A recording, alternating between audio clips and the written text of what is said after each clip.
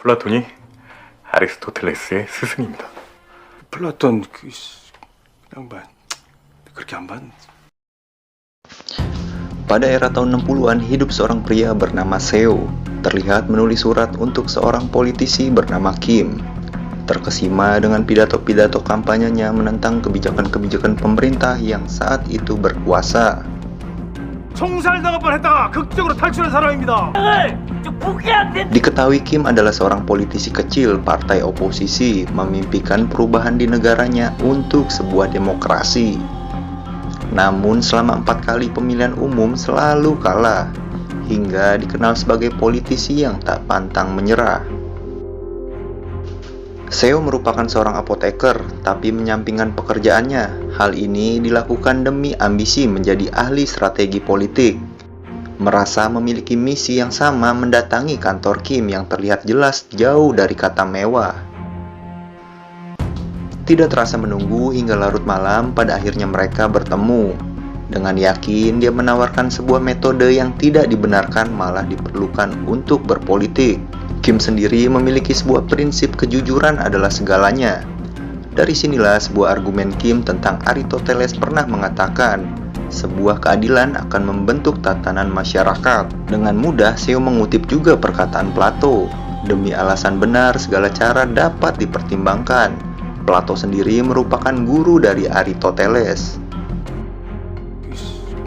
양반 그렇게 안 봤는데.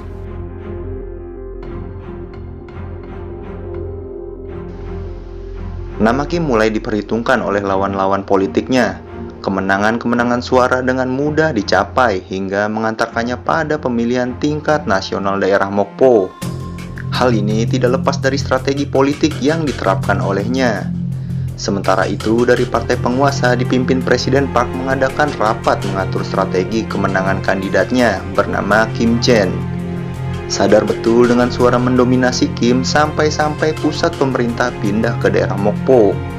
Bisa dipastikan partai yang berkuasa saat ini memiliki amunisi uang banyak untuk kampanye yang akan dibagikan ke rakyat memenangkan kandidatnya. Di saat mereka sedang kebingungan menyusun strategi untuk memenangkan Kim, tiba-tiba Seo hadir membantu, yang ternyata beberapa tahun yang lalu kita lihat adalah hari terakhir menjadi ahli strategi Kim. Dari sinilah dia membuat kesepakatan di mana tidak mau lagi dibuang secara halus seperti dulu. Dimulailah membangkitkan kembali lagi semangat anak buah Kim, serta mengingat pada beberapa tahun yang lalu saat perhitungan suara terjadi pemadaman listrik. Sudah dipastikan lawan politiknya selalu berbuat curang. Merasa mereka dicurangi dengan semangat tim yang berkobar, akhirnya strategi dilancarkan, yang dimana mereka harus berperan menjadi tim kampanye pihak lawan untuk mengambil barang-barang sogokan sekaligus menjelek-jelekan pihak lawan. Tidak hanya itu juga, tim yang menyamar menjadi lawan menjelek-jelekan Kim, bahkan mengharuskan menggunakan produk luar negeri.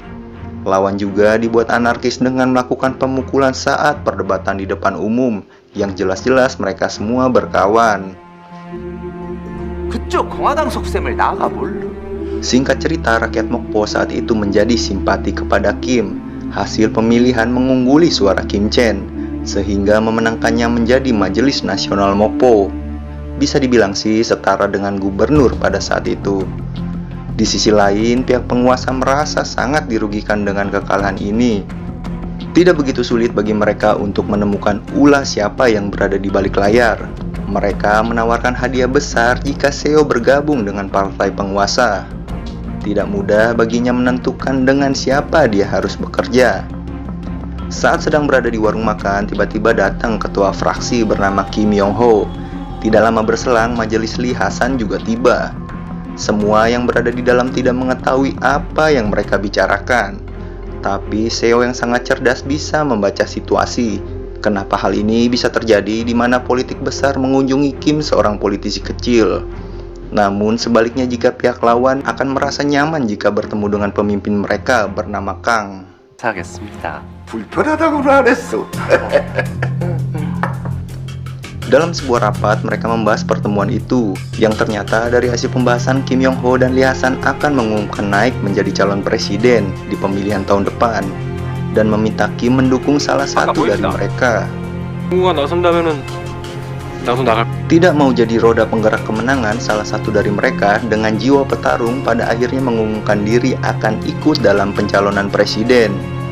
Suara Kim masih sangat kecil, berbeda dengan Kim Yong Ho dan Lee Hasan. Berusaha mengejar selisih suara, tim sukses bergerak ke daerah pelosok, mengunjungi fraksi kecil yang jarang disentuh oleh pusat untuk meminta dukungan yang hasilnya sangat memuaskan. 고생 많으십니다. 서울시민당 김은모 후보.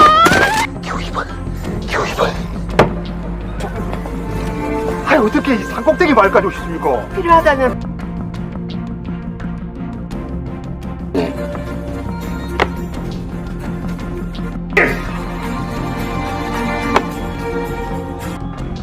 총리님 면은 세워드리는. Di lain sisi, Kim Yong Ho sangat dekat dengan Kang, membujuknya untuk dijadikan kandidat calon presiden dan akan menjadikan Kang pemimpin partai, bukan pesuruh partai yang berkuasa, melainkan pemimpin partai mayoritas.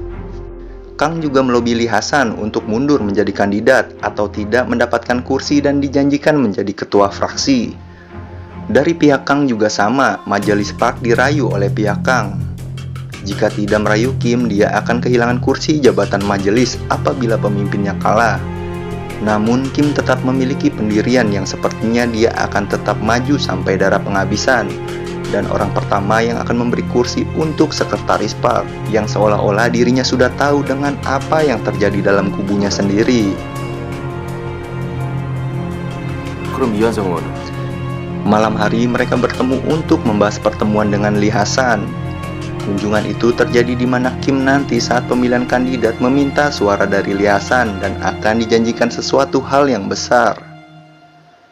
Setelah mereka pulang, buku Seo tertinggal. Disitulah mereka membuat kesepakatan jika Kim menang akan menjadikan Lee Hasan pemimpin partai, bukan ketua fraksi yang dijanjikan oleh Kang. Sementara Seo meminta kursi untuk menjadi majelis. Pada intinya sih disuruh ikut aja alur strategi dari Seo. 좀 믿을만 하구만. Perhitungan suara kandidat calon presiden dimulai. Kim Yong Ho memperoleh 421 suara, sementara Kim mendapatkan 382 suara. Namun ternyata ada 72 suara yang kosong. Sudah dipastikan jika hal tersebut tidak terjadi, Kim Yong Ho akan menang. Namun sayang, pemilihan tersebut tidak ada yang menang dan harus diadakan pemilihan ulang. 의원님 쪽 사람들에게 Lee Han-sam yang saat itu menjadi orang yang dibutuhkan didatangi oleh bawahan Kim Yong Ho. Mereka akan memberi apapun jika suaranya untuk Kim Yong Ho. Akan tetapi hal ini diketahui pemimpin mereka yang marah meminta segera menentukan pilihan, yaitu Kang atau Lee Hasan yang menjadi pemimpin mereka. Sudah dipastikan tidak mungkin juga Lee Hasan menjadi pemimpin jika Kim Yong Ho menang. Dari sinilah strategi berhasil, memberikan perjanjian yang sudah ditandatanganin Kim untuk Lee Hasan, hasil dari kesepakatan sebelumnya. Alhasil Kim menjadi pemenang maju sebagai calon presiden. Beberapa hari sebelum keberangkatan kunjungan kerja ke Amerika, Kim menghadiri undangan di stasiun TV. Entah mengapa sang pembawa acara menyinggung kebijakannya yang dahulu ia pernah sampaikan tentang penghapusan cadangan militer. Dari pihak lawan, hal ini merupakan kesempatan untuk menyiarkan berita militer perkembangan dari negara Korea Utara yang terus menambah jumlah personil tentara. Sudah dipastikan banyak rakyat yang takut dengan kebijakan Kim. Dalam sebuah rapat, Seo akan menggunakan metode yang pernah terjadi pada kasus Kim Yong Ho. Dari kejadian penyiraman cairan asetan itu, tingkat kepercayaan rakyatnya kembali muncul untuk memperjuangkan demokrasi. Dari sanalah tingkat persetujuannya menjadi 하고 naik. 싶으시면 서커스 극단에 들어가시지 왜 여기 앉아 계십니까? Merasa cara-cara pertunjukan seperti sirkus itu tidak terpakai lagi dalam dunia politik yang sebetulnya Kim sendiri masih memegang prinsip kejujuran. Dari sinilah Kim mulai ilfil dengan cara Seo memilih sekretaris Park untuk berangkat menuju Amerika, yang saat itu Seo diberi jabatan sebagai kepala. Sepertinya pihak lawan sudah membaca situasi yang terjadi. Pada pagi hari, penyerangan bom di rumah Kim dilakukan. Tak lama berselang, Seo datang ke kantor untuk menyusun laporan atas kejadian itu.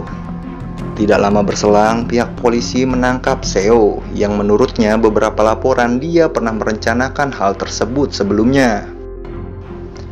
Sudah dipastikan partai dari Kim merasa tercoreng karena perihal buruk. Beranggapan ini ulah internal dari orang dalam, yaitu Seo. Tidak lama, pihak lawan yang berkuasa menghampirinya untuk membebaskannya, seolah Seo tahu betul siapa yang melakukan ini. Atas desakan partai, dengan berat hati Kim memecat Seo dengan jabatan sebagai kepala fraksi. Cita-cita dan impiannya menjadi politisi hancur. Seo berkata bahwa dirinya lah yang membawa Kim menuju sampai ke titik ini. Namun Kim membalikkan perkataannya bahwa rakyatlah yang membawanya, bukan dirinya. Dari sinilah kekecewaan itu timbul. Dia menilai bahwa selama ini dirinya tidak dianggap. Semenjak itu mereka tidak lagi bertemu. Semakin hari tingkat kepercayaan publik tertuju pada Kim. Bahkan pidatonya dihadiri jutaan orang dari wilayahnya, semakin menguatkannya menang menjadi presiden. Dari sinilah pihak penguasa diktator dengan mudah dan amunisi yang kuat membuat propaganda dan menyetir semua media.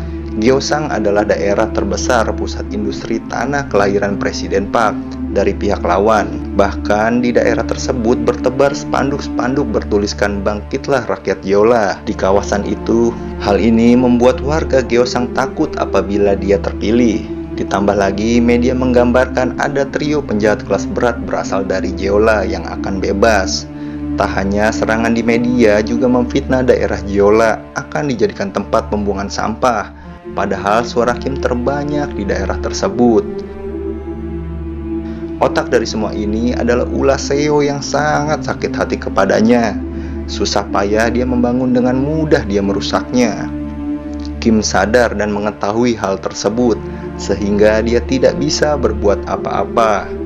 Kejadian tersebut membuat Kim kalah sebagai presiden.